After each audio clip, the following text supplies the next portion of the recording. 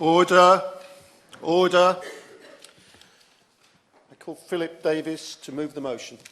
Thank you very much, Mr Gapes. It's a pleasure to serve under your chairmanship. I beg to move that this House has considered the matter of male suicide and International Men's Day. And I would like to thank the colleagues across the House for supporting the holding of this debate, and also the Backbench Business Committee for finding time to hold the debate on International Men's Day itself.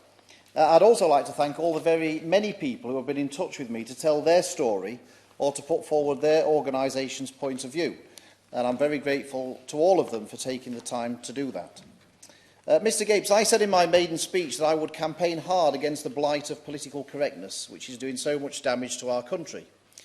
10 years have passed, and I'm still here fighting this battle. Some of the most ludicrous cases of political correctness have reduced, but the more entrenched ones are still well and truly thriving. And one of the main areas where we see the pernicious effects of political correctness is when it comes to the treatment of men and women. And I heard about International Men's Day and decided that it was only right, given that we have a debate each year on International Women's Day, in the interests of gender parity, to try to appeal for time to be given for this debate to commemorate this day. The aims of International Men's Day are admirable. They are to promote positive male role models, not just movie stars and sportsmen, but everyday working-class men who are living decent, honest lives, to celebrate men's positive contributions to society, community, family, marriage, childcare and to the environment, to focus on men's health and well-being, social, emotional, physical and spiritual, to highlight discrimination against men in areas of social services, social attitudes and expectations and the law, and to improve gender relations and promote gender equality, and finally to create a safer, better world where people can be safe and grow to reach their full potentials. Of course I will. Can I thank my honourable friend for giving way, and can I commend him for securing this as an important debate? And he's just outlined the importance of International Men's Day. Would he not share my disappointment that this debate should be held on the floor of the House of Commons rather than in the second chamber in Westminster Hall? Well, I'm very grateful to my honourable friend for coming to the debate and also for making that point. And yes, I would have preferred the debate to be in the main chamber, especially given as International Women's Day debate is held there too. But I'm grateful that we've got an opportunity to raise these issues, which we've never done before. So it would be churlish for me to be too critical, given that we've got the time for this debate today. But I want today to be the day that we in this House start to deal with some of the forgotten men's issues and realise why the political correctness which underpins issues relating to the differing treatment of the sexes can be damaging to men. Now, this might sound odd for someone leading a debate on International Men's Day, but in many respects, Mr Gapes, I would rather we did not have to be here to have this debate. Because when you think about it, in so many ways, considering men and women separately, as if they live lives in complete isolation to each other, is ridiculous. Neither group is isolated. Both sexes have mothers and fathers, sisters and brothers, uncles and aunts, grandmothers and grandfathers, sons and daughters, husbands and wives, boyfriends and girlfriends. So for every woman there are related male parties and therefore a vested interest in men's issues. The problem is that in virtually everything we do in this House and debate in this House seems to start with the premise that everything is biased against women and something must be done about it. Never an appreciation that men's issues can be just as important and that men can be just as badly treated in certain areas as women. My honourable friend, the member for Belfast East, supported my request for a debate, and I know he is very sorry that he unfortunately could not be here today to join in. But had he been here, no doubt he would have shared the fact that last year Belfast City Council hosted its first event to mark International Men's Day. This was, I understand, held in Belfast Castle, opened by the First Minister and the Lord Mayor of Belfast, Nicola Mallon, following a proposal by Alderman Ruth Patterson. It seems our Ulster friends had this event appreciating that there are some specifically male issues that should be addressed with both sexes involved. And I want to be very clear, I don't believe that there is actually an issue between men and women. I think that often the problems are stirred up by those who might be described as militant feminists and the politically correct males who sometimes pander to it. And you don't just need to take my word for it. Before the Equal Opportunities Commission was merged into the Equality and Human Rights Commission, it conducted research which found that women had very clear views on these matters. Their findings included the following conclusion. There was little support for the idea that women as a group are unequal in society today. Presumably that went down like a lead balloon in an organisation dedicated to fighting for women's interests and rights, and so it was pretty much swept under the carpet. And one of the most depressing things to happen, in my opinion, was the introduction of the Select Committee for Women and Equalities. After everything else, in 2015, we have a separate committee to deal with women's issues, on top of the Women's Minister, Women's Question Time, and the many strategies in the country which only deal with women. Now, again, for the record, Mr Gapes, I want to be clear that I couldn't care less if every MP in this House was female or if every member of my staff were female, as long as they were there on merit. And I want to say that to assume that men can't adequately represent women is a nonsense, just as it's to say that only women can represent other women. As a man, I can say quite clearly that Margaret Thatcher represented my views very nicely indeed. But I'm not sure she would have been the pin-up to many of the politically correct left-leaning women who are obsessed with having more women in Parliament today. It seems to me that we've therefore got this equality but only when it suits agenda in Parliament that often applies just to women. The drive for women to have so-called equality on all things that suit the politically correct agenda, but not on the things that don't, is a great concern.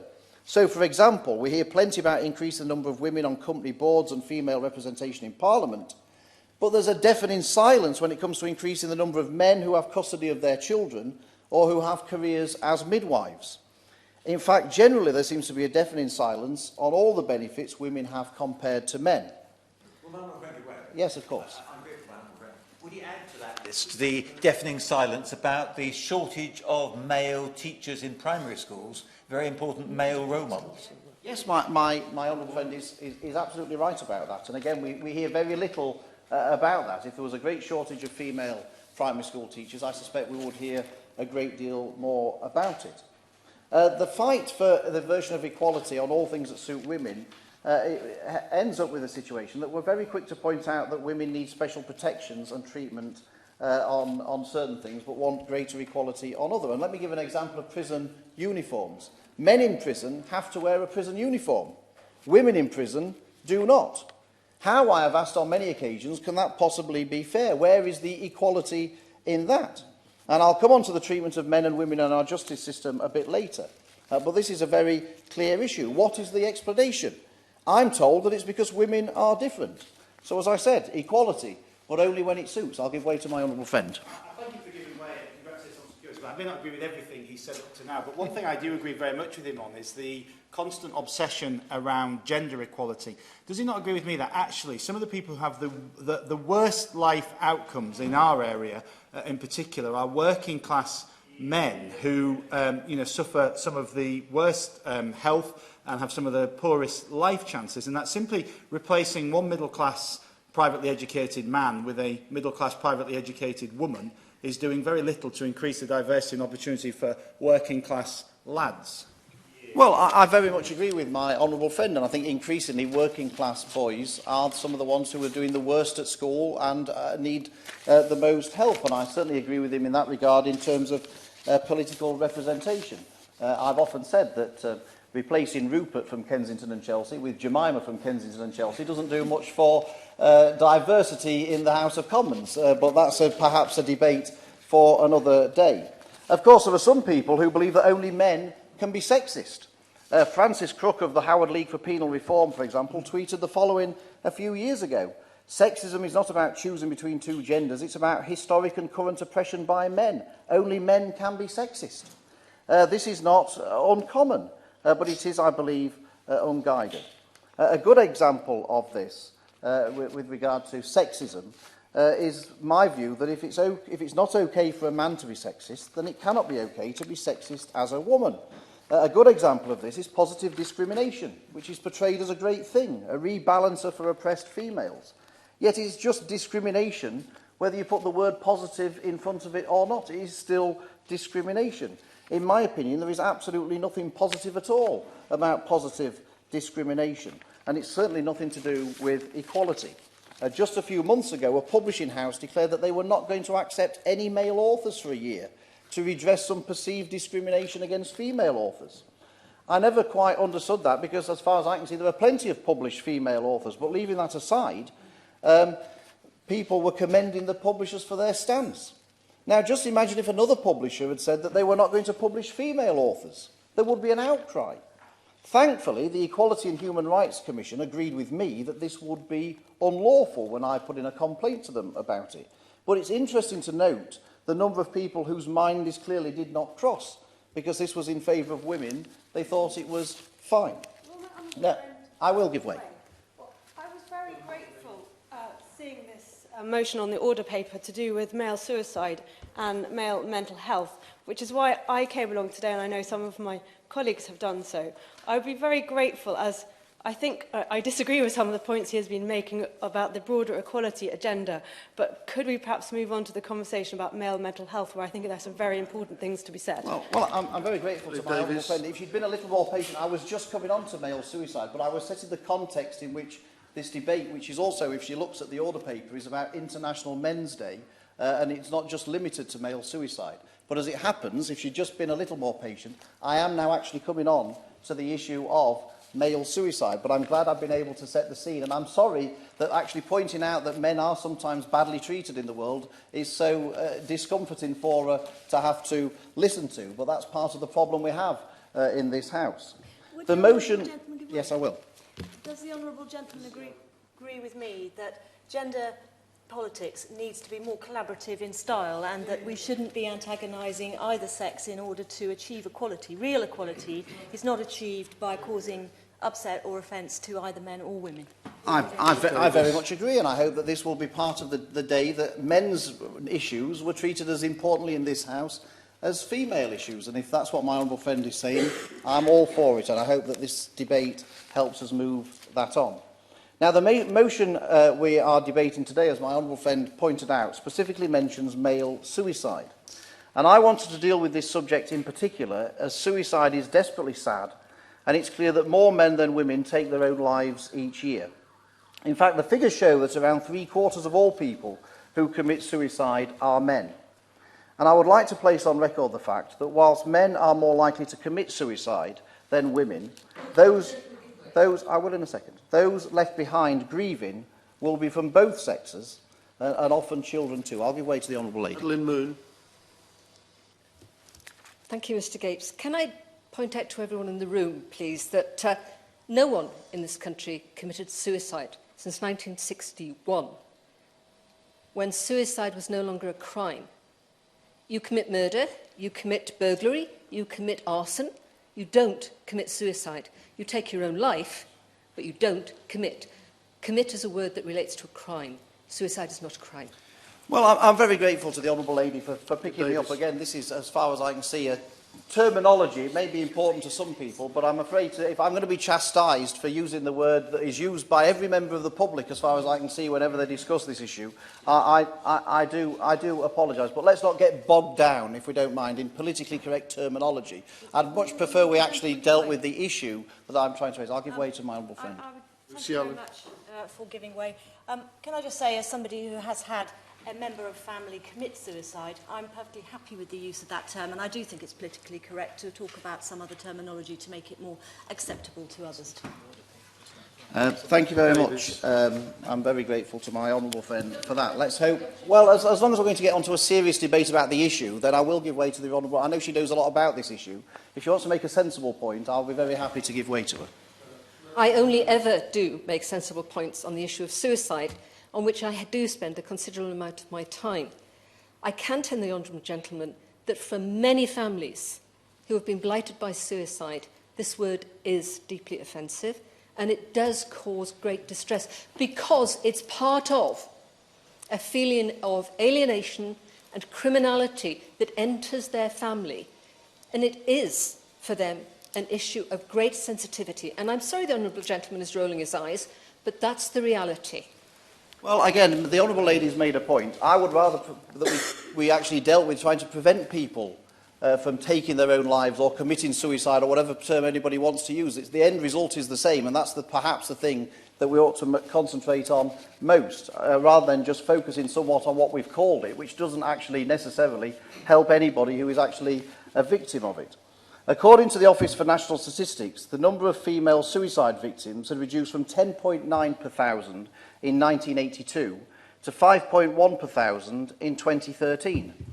Male suicide rates in the UK were much higher, and virtually the same in 2013 as they were in 1982, 19 per thousand in 2013 and 20.6 per thousand in 1992. Whilst these statistics sound bad enough, this is nothing compared to the reality of suicide. According to the House of Commons Library, what this means is that in 2012, over 4,500 men felt they had no choice but to take their own lives. Given that there was an increase in suicides in 2013, the figure for that year is nearly 5,000 men. In fact, over the last 30 years, according to the Office of National Statistics figures supplied by the House of Commons Library, there have been over 130,000 men who have taken their own lives. This is a staggering number of people who have needlessly died, and a staggering number of families left behind, parents, spouses, children, friends, colleagues, all of whom left grieving and suffering. In fact, I will. Thank you for giving way. And in our own county in Yorkshire, 81% of those deaths from suicide in 2013 were men. And taking back to the point I intervened on earlier, does it not agree with me that we've got to do more to intervene earlier, particularly on young men from the poorest social backgrounds who are the most at risk on this, either through unemployment, through low self-esteem caused by low educational outcomes, or through the social conditions in which they live. And again, this is a particular group of our society who the services are not necessarily best placed to respond to, but who we need to do better as a nation in intervening earlier. Well, I'm sure, Mr Gates, that my honourable friend is right, and I'm sure most people would agree with him about that. In fact, in the time allocated to this debate, statistically at least one man will have taken his own life, which means that yet another life will have been ended prematurely and another family will have been left devastated. According to the Campaign Against Living Miserably, which is supported by many individual charities and who I'd like to thank for their help with today's debate, a YouGov poll this month, which surveyed 2,000 men, found that 42% had considered suicide, with 41% never talking to anyone about their problems. 49% of those who didn't seek help didn't want people to worry about me. A third felt ashamed. Nearly 4 in 10 did not want to make a fuss. And 43% didn't want to talk about their feelings. According to various sources, including the government's suicide prevention strategy for England, the suicide rate is highest among males aged 30 to 59. This has fluctuated in recent years between 30 and 44, but it's currently those who are 45 to 59 who have the highest suicide rate. So we might ask, why do these men feel that they have to end their lives in these numbers? There is the obvious issue of mental health, and not wanting to ask for help could mean that this goes untreated in some men. The Royal College of Psychiatrists sent me a briefing which said 3/4 of all people who end their own life are not in contact with mental health services, and men who are suffering from depression are much less likely than women to look for formal help from mental health professionals. There are also clearly other things that are likely to affect men more than women, for example, being in debt or being a war veteran. The Samaritans point to evidence that suicidal behaviour comes about as a result of a complex interaction of a number of factors. In the case of men, financial worries play a big part, so unemployment and redundancy can be a trigger, and also the influence of a historical culture of masculinity. In some cases, men might feel, usually mistakenly, that they are a burden on others, or that people would be better off if they were dead. The fact that men see themselves as being the providers still in many cases means that financial hardship is very significant, and in their mind reduces their contribution to the family unit. In the case of someone in debt, they might think that their family would be better off if they were not there. Even putting aside the enormous emotional loss of those left behind, the financial gain may not be as the person maybe intends, as the taking their own life can invalidate their life assurance. Of course, I'll give way. Thank you very much for giving away. A moment ago, he mentioned the importance of mental health care for men and men accessing mental health. One thing that is well known is that men may well go to A&E seeking care when they have mental health needs, and often A&E is the only place that's available in the middle of the night.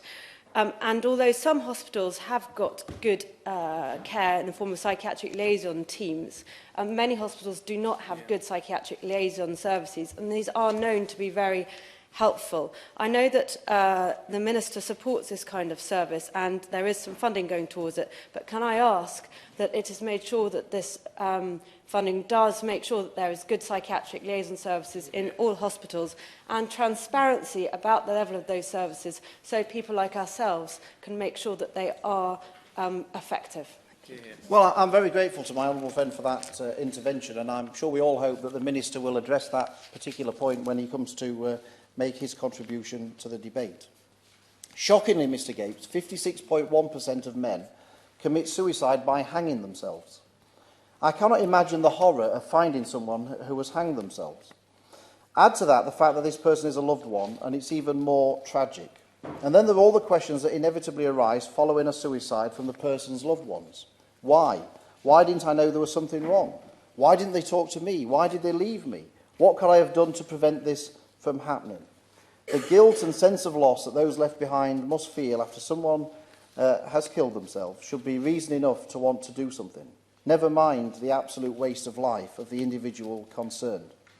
Suicides account for more deaths than road traffic accidents, and so you would expect the government to be trying to tackle this issue. Sometimes this place is also about sending out signals or messages. And the message I want to go out loud and clear today for anyone contemplating suicide is that you are not alone. There is nothing whatsoever weak or wrong in seeking help, and there are plenty of people out there who can help you. So please talk to someone, confidentially and anonymously if you prefer. But please talk to someone. Suicide is never the right option. The Royal College of Psychiatrists says we also need to work towards building a society where people should not be afraid to seek help for fear of being stigmatised, and where the media agree to responsible reporting of suicide. I couldn't agree more. And they say it's also important that information on depression and how men can get support is available in what might be traditionally considered male settings, such as football stadiums, barbers or pubs. And again, that seems like a very good idea to me too. Suicide, especially in the numbers we see for men, is a huge tragic problem and something we really need to work together on to change. One of the things that leads men to contemplate suicide is the breakdown of a relationship, especially where there are children involved. It's quite clear that the courts are more likely to place children with the mother over the father. This is certainly a massive area where men face very different treatment to women.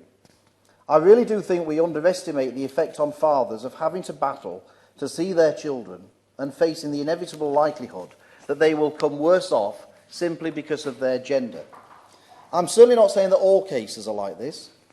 Many reasonable mothers allow their father as much access to the children as possible, and we should always recognise that. But life isn't always that simple in every relationship. Some women do use their children as a stick to beat the father with, either because they're bitter about the failed relationship, for financial reasons, or because they've moved on and it's easier for them if their new partner takes on the role of father to their children. Women can fail to put the father on the birth certificate, limiting his right, or lie to him about whether or not he is even the father. Short of a child swapping disaster in hospital, women know for sure that their babies are their own. But fathers can never know 100% for sure that this is the case without formally having a DNA test. Many are sure because of their trust in their partner, but there are also plenty who will be unsure because of their partner's behaviour or because they have been deliberately tricked. I've received numerous messages on the subject of fathers and their children, and unfortunately, Mr Gates, we don't have time to go through them all. But I just wanted to read out one or two which contain the points many people made and which link the serious issues of fathers not having access to their children to the issue of suicide. One said, "Dear Mr Davies, a number of local fathers have been in touch with our MP as I have over the years, about the way fathers are routinely excluded from their children's lives or treated very differently from mothers, I was pleased to hear that he helped. This was from the constituency of my honourable friend, the member for Kettering, and this person pointed out that they were delighted that he had helped to secure this debate today.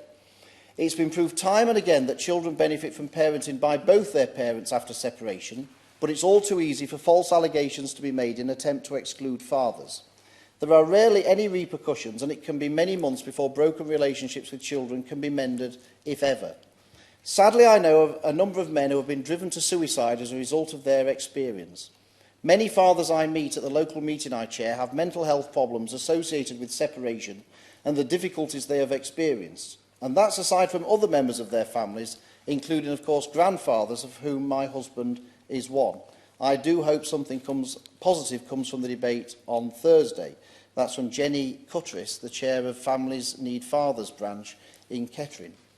Messages from other people on the subject include those saying, I've spent the last 4 years going through the family courts trying to maintain a decent relationship with my children.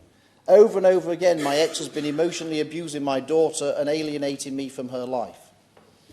She has also maliciously claimed domestic violence and taken out a non-molestation order against me to try and stop me from having contact or being involved in my daughter's life in retaliation to me getting my ex's mother arrested for assault as she attacked me inside a court building.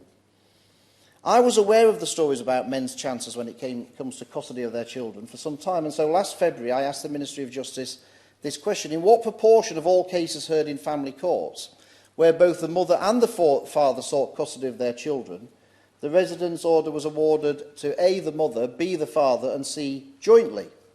The answer from the Minister was that the information does not record details of the orders, such as which parties were awarded the order. The information requested can only be obtained at disproportionate costs. But from everything I've heard, including from those who actually do the adjudicating in family courts, it seems that it takes something out of the ordinary for men to be awarded custody of their children. And it seems that the Ministry of Justice can't say otherwise. And the Equality Act clearly doesn't seem to apply in this area. If people think men have life easy, then they really need to think again when it comes to families. Women have an awful lot of control, and there is an inbuilt bias towards them when it comes to the very important job of raising children. And it doesn't look as if this is going to change anytime soon. Yet, as someone wrote in a message to me, I really believe that if the system worked against women the way it works against men, there would be hell on about it. Whenever there is any discussion of gender equality, the focus is solely on women being disadvantaged and never about these inequalities or those that you yourself raise or the many other areas where men are disadvantaged. The fact that women usually take responsibility for childcare is often cited as an obstacle to women's progression in their careers and underrepresentation in senior roles, and I believe that society's perceptions and family law appear to be perpetuating this issue. Perhaps more equality in family law and wider society could provide a win-win for both sexes, which seemed to me like a very good point. I give way to the Honourable Lady. Gentleman for giving way. I'm very grateful to him for securing this important debate, but I do feel that the evidence he's just presented has been anecdotal and there is no concrete evidence. You've just given us individual cases, and I am concerned that this discussion is straying down a slightly misogynistic streak. Well, I'm sorry the Honourable Lady feels like that. Again, this is part of the politically correct culture we have in this place. At the moment anybody raises anything that affects men, people are accused of being misogynists. That is absolutely part of the problem. The Honourable Lady is part of the problem. Why these issues never get debated. Because it's raised as something to try and deter anybody from ever raising their head above the parapet. There are lots of people in her constituency that are affected by these issues. And perhaps she ought to go and consult some of her constituents about the issues that they face in these areas, and she may learn that it's right to raise these issues in Parliament. It's not misogynistic to raise the issues that some fathers in her constituency have in having trouble getting custody or access to their children. If she doesn't think that's a problem, then I think she needs to get out more, perfectly frankly. I will give way.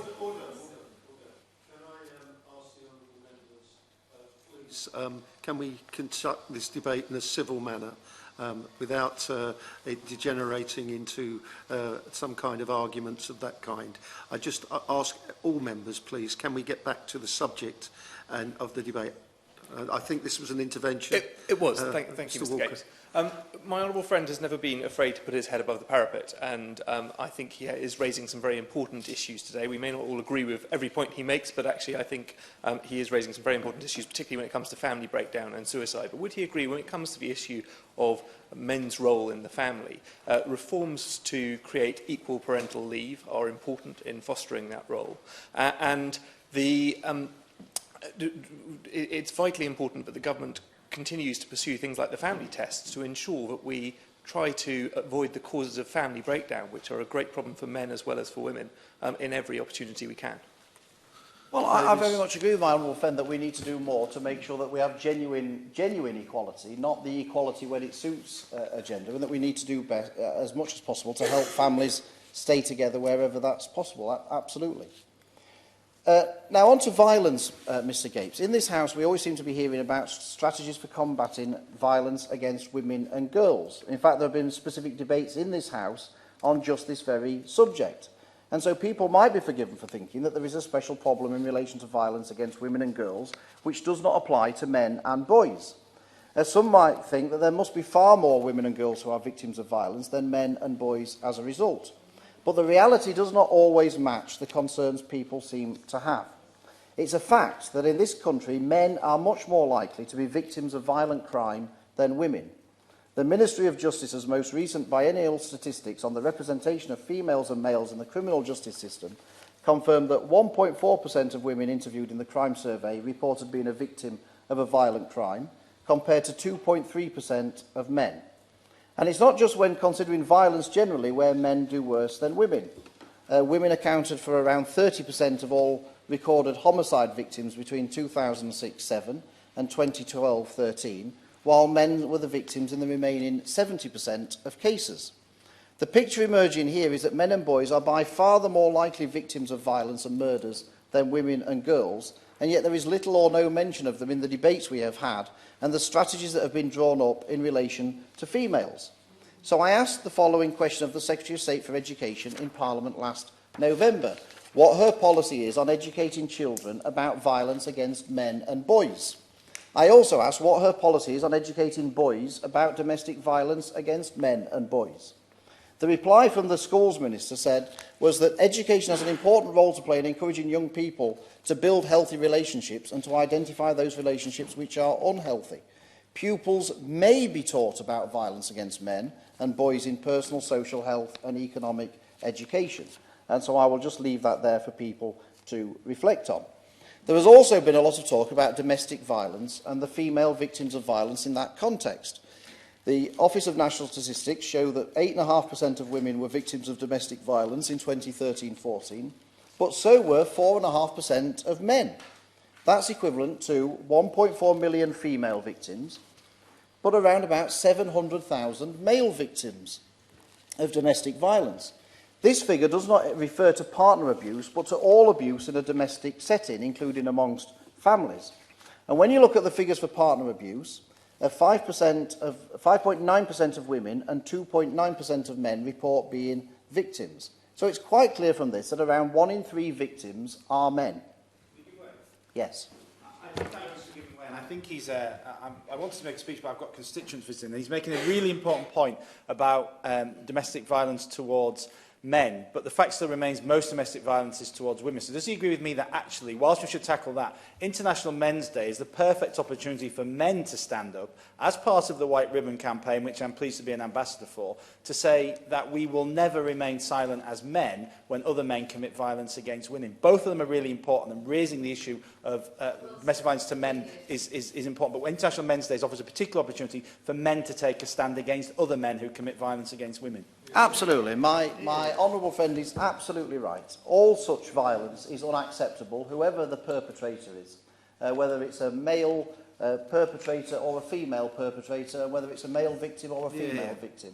And that is absolutely my point 100%. We should criticise them all equally. There is also evidence of underreporting amongst male victims of domestic violence. In the crime survey for England and Wales, victims of partner abuse in the previous 12 months were asked who they had spoken to about the abuse they experienced.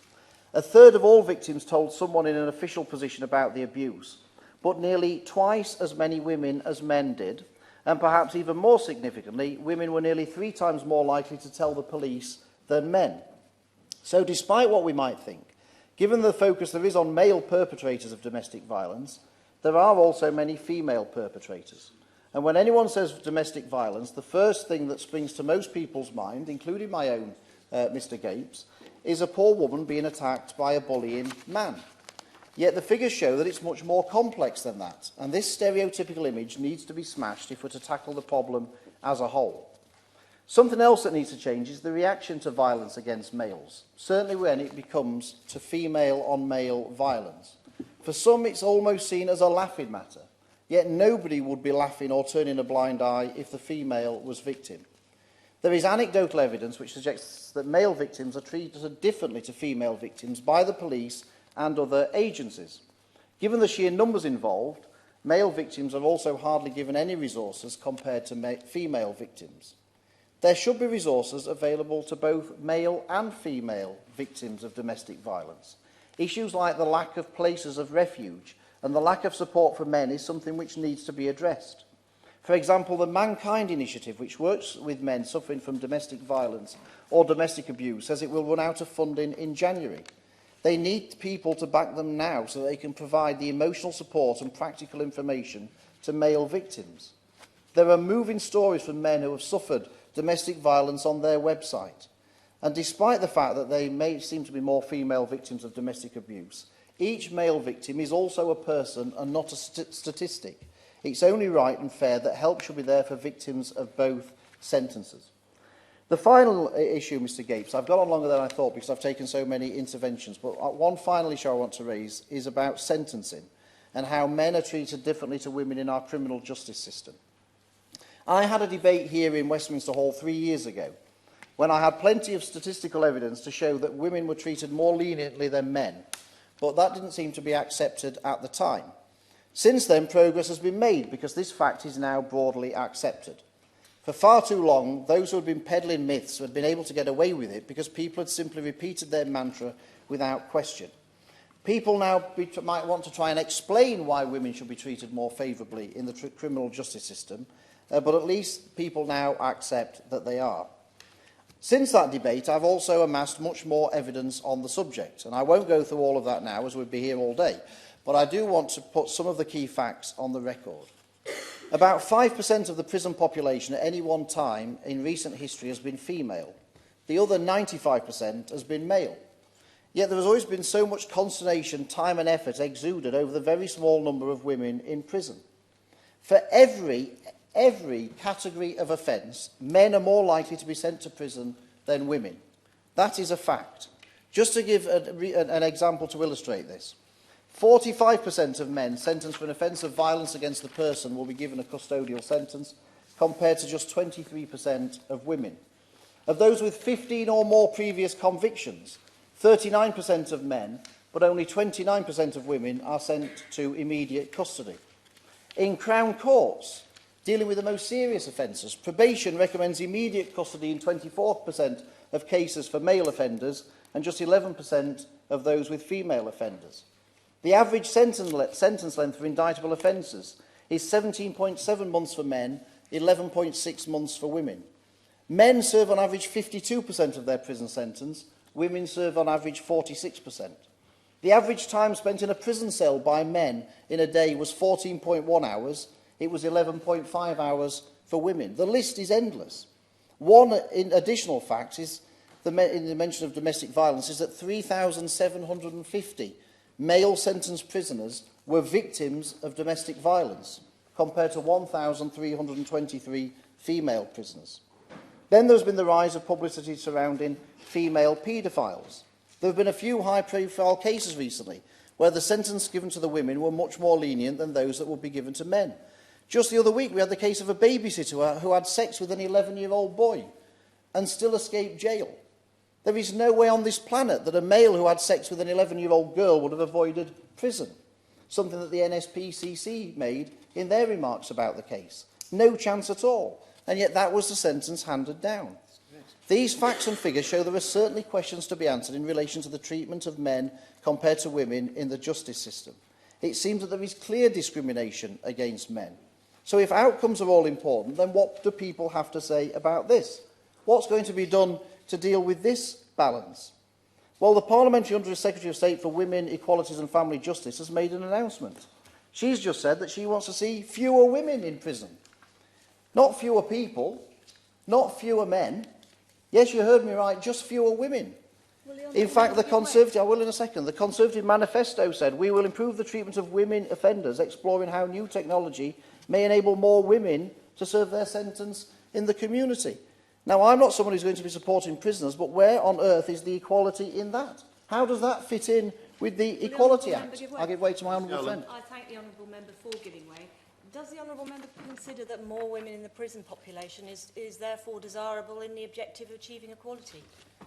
Yeah, yes, I think I'd like to see more people in prison, but that's a debate for another day.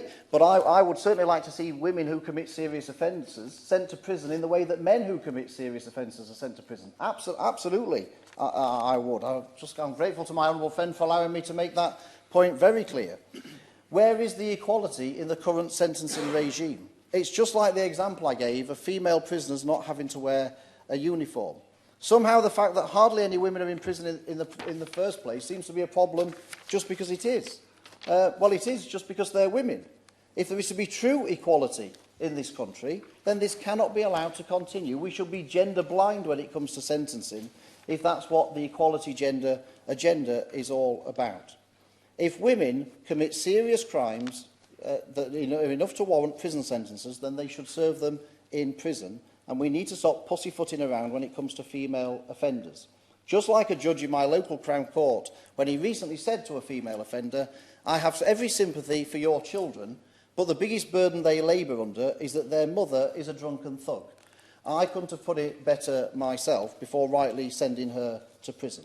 So, Mr Gapes, there are so many other areas where men are being discriminated against, or where they are suffering more than women. I can't go through them all now, unfortunately, and if they're not raised by other members today, I hope we will have similar debates in the future so that I will be able to highlight the further problems faced by men.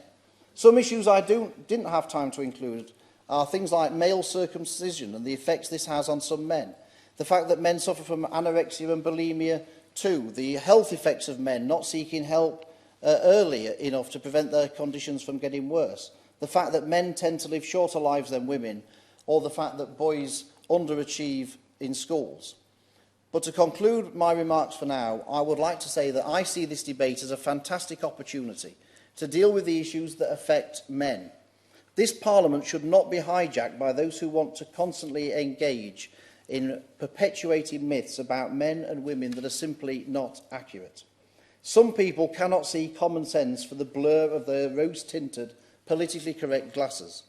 But I hope the message goes out around the country that we politicians are not all blind, and I hope that many of the men who contacted me today to say that they've never felt that anybody has reflected the problems that they faced, I hope they feel reassured that they do have a voice in Parliament, but on all issues that affect them just as much as everybody else. For a parliamentary democracy to work, everybody in the country has got to feel that somebody is speaking up for them. Today, lots of people feel at last their voices are being heard. Yeah.